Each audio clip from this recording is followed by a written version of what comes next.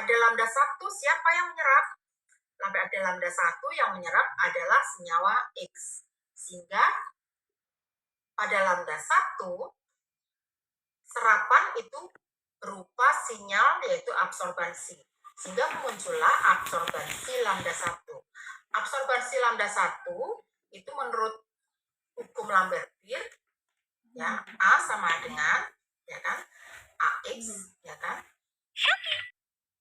atau A kali B kali C ya kan. A kecil kali B itu konstanta juga, satuannya adalah sentimeter. Maka kalau konstanta dengan konstanta bisa kita gabungkan menjadi konstanta baru. Perkalian konstanta dengan konstanta menghasilkan konstanta baru. Di sini kita lambangkan dengan dengan lambang K kecil.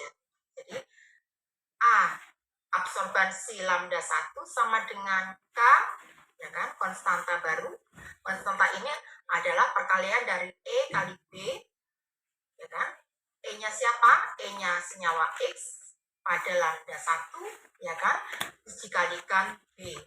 B adalah tebal kuvert dikalikan dengan CX ya. Kemudian di sini juga pada lambda 2 itu akan menghasilkan suatu persamaan A lambda 2 sama dengan K Y. Kenapa KY? Karena pada lambda 2 itu adalah pengukuran lambda max pada senyawa Y kalikan CY. Sehingga nanti akan kita dapatkan dua kurva standar. Sampai sini ada yang ditanyakan?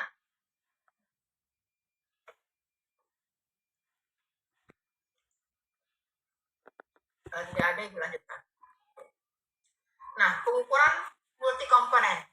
Kira-kira ini termasuk kategori yang mana? Terpisah atau bercampur sebagian, atau tumpang tindih sebagian, atau tumpang tindih satu sama lain?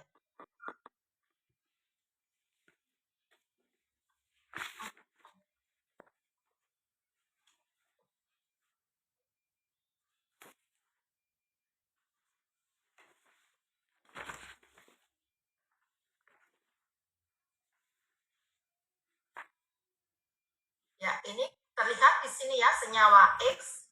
Di sini kurva biru ya memiliki lambda 1, sedangkan senyawa Y dia memiliki lambda max-nya adalah pada lambda 2. Pada lambda 1 itu senyawa Y juga memotong ya di sini. Sehingga pada lambda 1 itu selain senyawa X juga senyawa Y memiliki serapan, di mana senyawa X pada lambda 1 memiliki serapan sebesar ini ya. Sedangkan pada senyawa Y pada lambda 1 dia memiliki serapan sebesar ini. Dengan demikian, kalau kita ukur campuran tersebut yang terdiri dari senyawa X dan Y pada lambda 1, maka absorbansinya itu muncul akibat absorbansi dari dua senyawa, yaitu senyawa X dan Y. Yaitu absorbansi senyawa X adalah KX kali lambda KX lambda 1 dikalikan CX ditambah dengan KY lambda 1 kali CY. Sedangkan pada lambda 2 senyawa X tidak memiliki absorbansi. Sehingga pada lambda 2 itu absorbansinya adalah hanya milik atau hanya muncul akibat adanya serapan dari senyawa Y saja.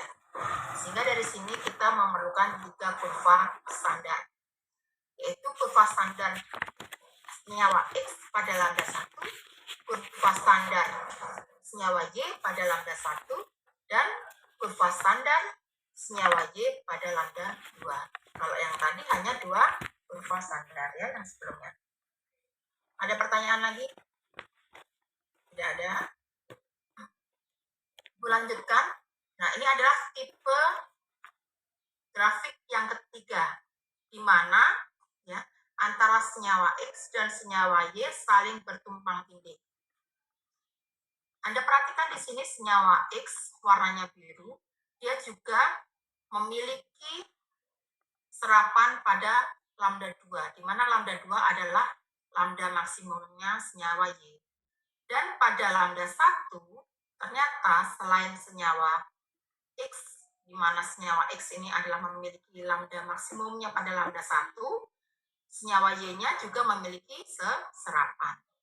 Dengan demikian, kalau kita ukur campuran ini pada lambda 1, maka sebenarnya serapan yang muncul itu akibat adanya serapan dari senyawa X dan akibat serapan daripada senyawa Y. Senyawa X itu serapannya pada lambda 1 adalah sebesar ini, sedangkan senyawa Y pada lambda 1 itu memiliki serapan sebesar ini. Sehingga total serapan pada lambda 1 adalah sebenarnya ini ditambah dengan ini. Kemudian pada lambda 2, ya, yaitu yang merupakan lambda maksimum dari senyawa-senyawa Y, ya, itu absorbansi campuran itu merupakan absorbansi dari senyawa X pada lambda 2 dan absorbansi senyawa Y pada lambda 2. Ya. Sehingga ada nanti kita harus membuat 4 kurva standar. Masih bingung ya? Kalau bingung nanti Ibu jelaskan lagi, ada yang lebih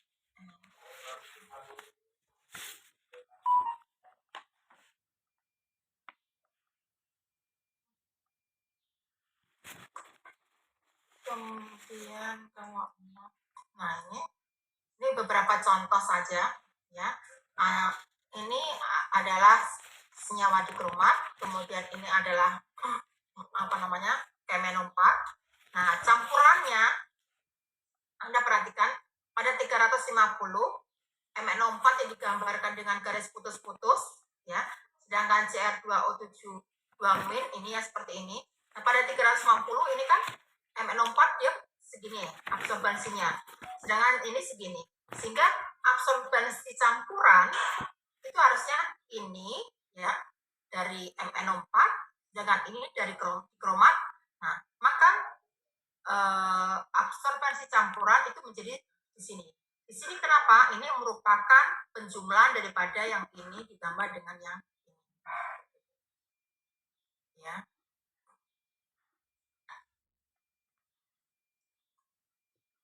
Nah, ini macam-macam tipe daripada dua senyawa yang merupakan campuran, ya. Bisa Anda perhatikan. Kemudian ini agar hasil yang diperoleh memberikan akurasi dan presisi yang baik, maka dua panjang gelombang yang digunakan sebaiknya itu ya EX itu lebih besar daripada EY di salah satu lambda dan EY lebih besar daripada X di lambda lainnya. Ya. Artinya antara lambda 1 dan lambda 2 itu terpisah. Ya.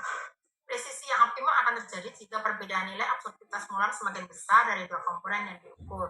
Ya. Nah itu, kemudian ini ada contoh soal, tetapi sebelum contoh soal mungkin Anda akan Ibu berikan ini dulu.